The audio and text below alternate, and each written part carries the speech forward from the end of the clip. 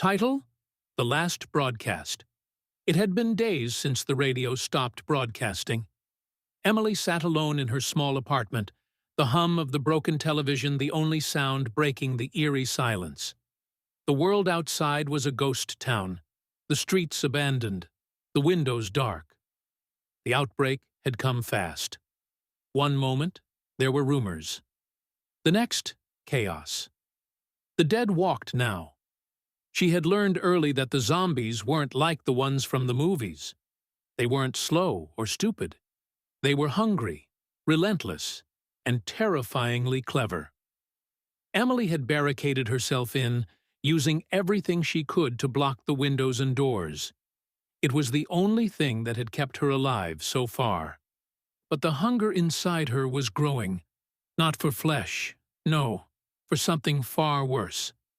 On the fifth day, her old portable radio crackled to life. Static filled the room, and then a voice, distant, weak, and strained, emerged from the static. "Help! If anyone is out there, it's still possible to—" She leaned closer, her breath caught in her chest. The voice was familiar, too familiar. It was Greg, her brother. He had been one of the first to go when the outbreak hit. She remembered the way he had looked, eyes wide with terror, before he succumbed to the infection. Emily had to have been the one to do it. She had been the one to end his suffering, to put him down. And yet, his voice was clear. "I'm sorry. I didn't mean to hurt you, Emily. But they're here, and I can't stop them." Suddenly, the static grew louder, a deafening buzz filling the room as the radio lost its connection. Emily's pulse quickened. She slammed the radio off, but her body was already trembling, her mind spiraling into chaos. Greg was dead. She had seen him, watched him die. He couldn't be speaking. But something was out there, something worse than the monsters.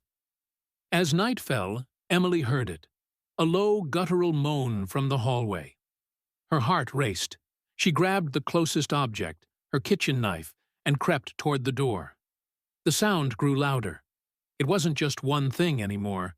The growls, the shuffling footsteps, the whispering voices. There were more than one. Her body froze, paralyzed with fear.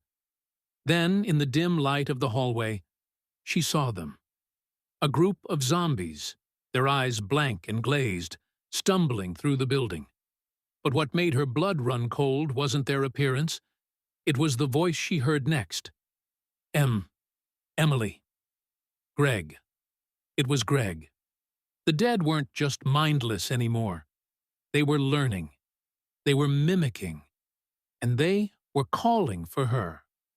In that moment, Emily knew one thing with certainty. They weren't just coming for her body. They were coming for her soul.